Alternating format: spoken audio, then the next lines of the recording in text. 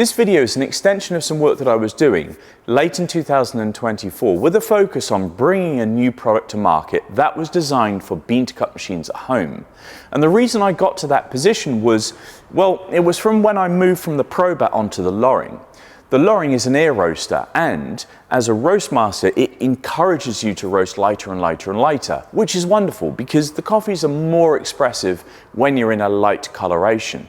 However, a consequence of that is that there can be an elevated level of acidity, which is somewhat divergent from home espresso machines with integrated grinders to be able to extract the coffee well, and also maybe the language around espresso in the world today, where there is a leaning towards this 1:2 brew ratio that at very light and extremely light colorations can promote this concentrated level of acidity.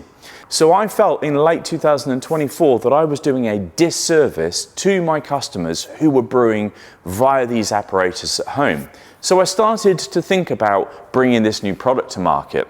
Then Christmas happened and the new year happened, and here we are now approaching March 25, and I recognized that I hadn't held myself to account and I hadn't released the product that I was talking about.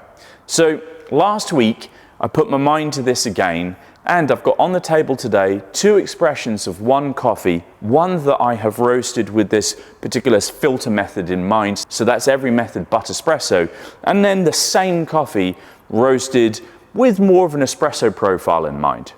So the notion behind this video is an opening gambit to keep myself accountable to this project, to bring you along the journey of how this is going to manifest as an end product. And for you roasters out there, you can understand how I, at Blending Room, go through the process of product development, and maybe somebody would find this interesting. So on the table, I have two expressions of Pantano. Pantano is a natural processed yellow bourbon from Brazil.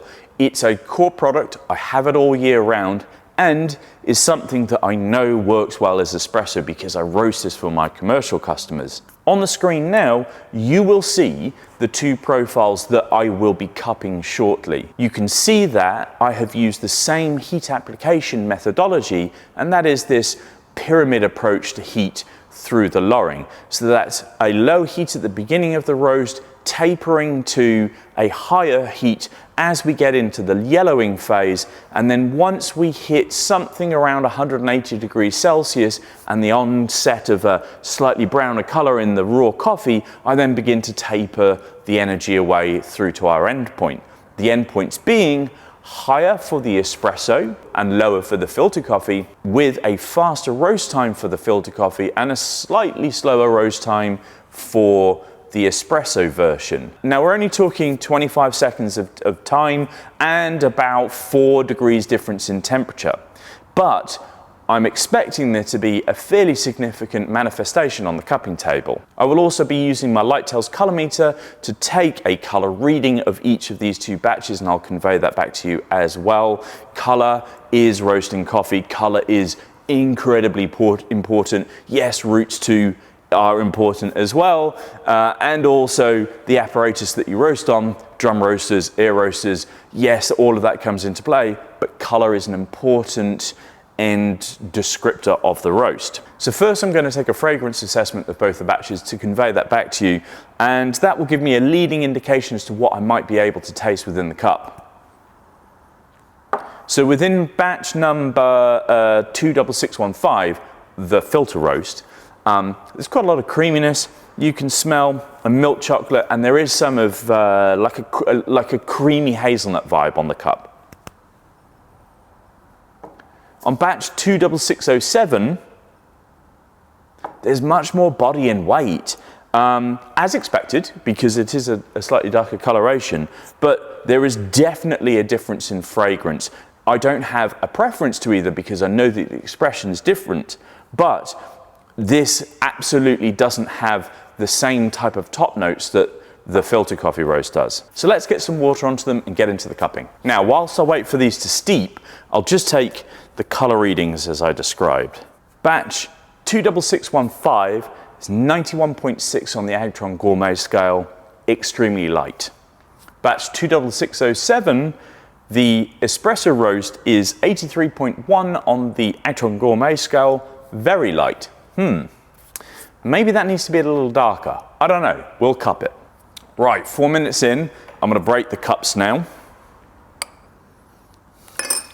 Smell a little bit of acidity with that. Beautiful, absolutely beautiful. Even a little fragrant in orange.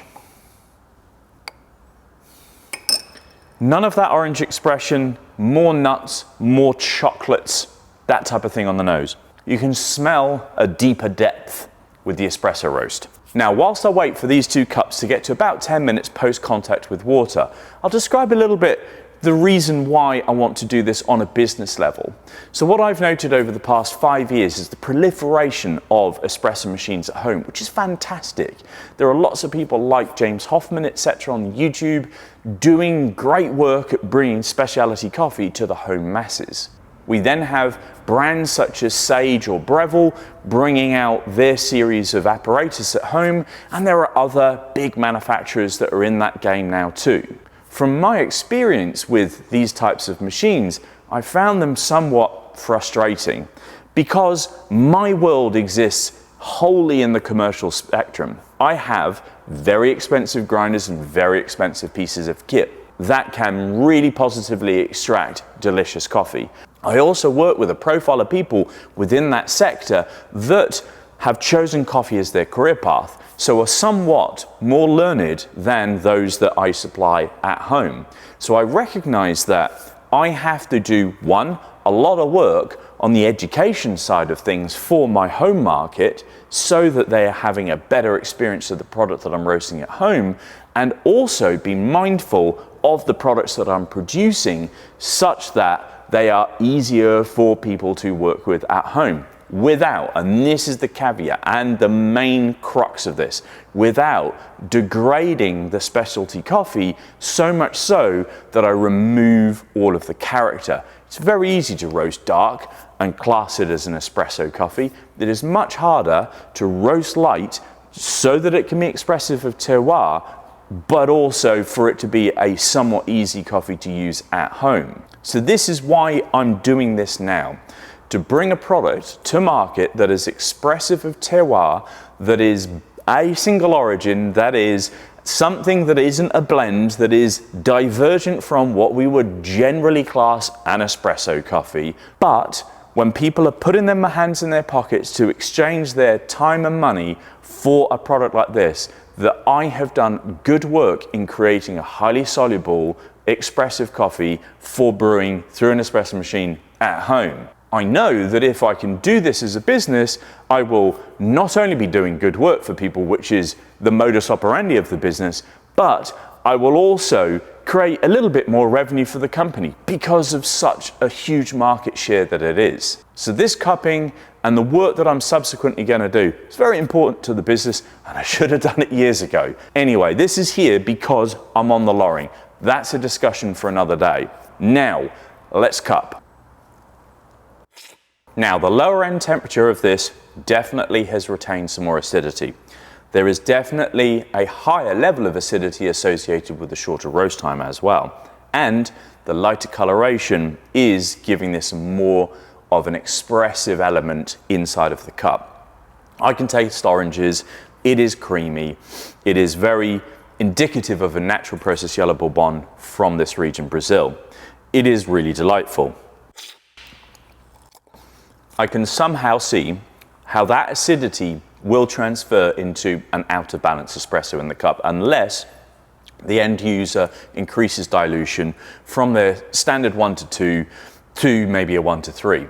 Now, this isn't necessarily what espresso should be. Espresso is concentration, espresso is viscosity, espresso is intensity, but it shouldn't be out of balance because of the acidity. So, the espresso roast that I've done, I have extended the development time to try and somewhat mitigate the acidity and also increase the perception of body.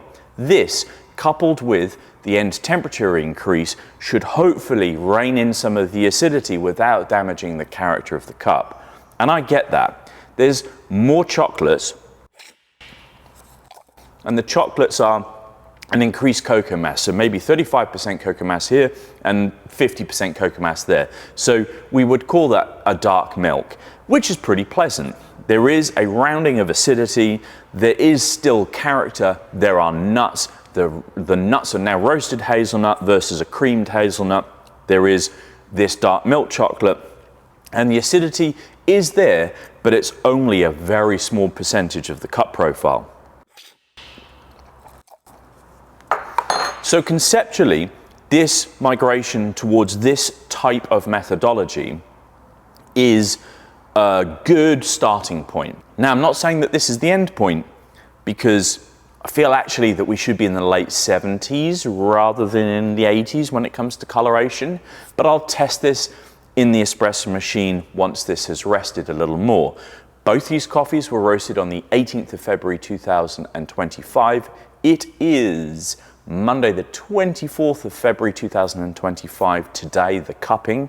I will not brew these until the following Monday, whenever that is, sometime in early March, because I want these to degas a little. I don't want to be testing these when they're too fresh. So as a proof of concept, I feel that this style of roasting is going to be where I need to be. So an ever declining roast curve, a nice bean temperature curve, the step up and step down pyramid heat approach, and trying to achieve a roast color that is somewhere between Agtron Gourmet 75 to Agtron Gourmet maybe 82. And in that zone, I should get something that is, at least on the cupping table, more espresso-like, without stripping away the terroir, and I don't want to do that. So the next steps of this will be in a week's time, when I'll put these two roasts through the espresso machine, and I'll do a tasting of the two there. I'll keep these samples and I'll make sure that I'll be using those, and I'll describe the parameters therein. I'll also do another video to describe how I'm going to take this and actually transfer it into a product, all of the semantics around that, how I'm going to roast it, when I'm going to roast it, am I going to do espresso specific green purchasing, am I going to put it through our subscription platform, and how, and all those sorts of things. I hope this video has proved useful to some. Do tune in for the next episode in a week's time. Cheers.